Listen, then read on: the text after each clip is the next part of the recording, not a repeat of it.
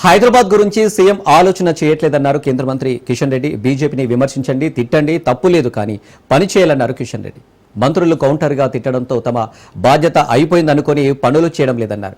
పిరికి పందల్లా ఎందుకు అరెస్టులు చేస్తున్నారని విమర్శించారు. బీజేపీ రాష్ట్ర అధ్యక్షుడిని అరెస్టు చేసే అవసరం ఏమొచ్చిందని, చిన్న చిన్న అరెస్టులకు భయపడడం, జైలుకు వెళ్లడానికి కూడా సిద్ధంగా ఉన్నామన్నారు.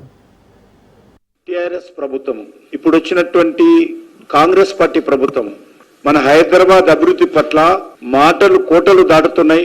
కానీ హైదరాబాద్ లోని ఏ గలీలో కూడా ఈ ప్రభుత్వాలు చేసినటువంటి పనులు నామమాత్రంగా కనిపిస్తా ఉన్నాయి. వీధి లైట్లు కూడా కొనలేనటువంటి దరిద్రమైనటువంటి పరిస్థితి ఈరోజు హైదరాబాద్ లో ఉందంటే ఈ ప్రభుత్వ పనితీరు ఏ రకంగా ఉందో అర్థం చేసుకోవచ్చు. నేను గతంలో కూడా అనేక సార్లు చెప్పాను, హైదరాబాద్ లో తెలంగాణ రాష్ట్రానికి 70% ఆదాయం రెవెన్యూ ఇస్తుంది. తెలంగాణ రాష్ట్ర ఆదాయంలో 70% హైదరాబాద్ నుంచి వస్తుంది. కానీ హైదరాబాద్ కేటాయింపులు ఎంత అడుగుతాను.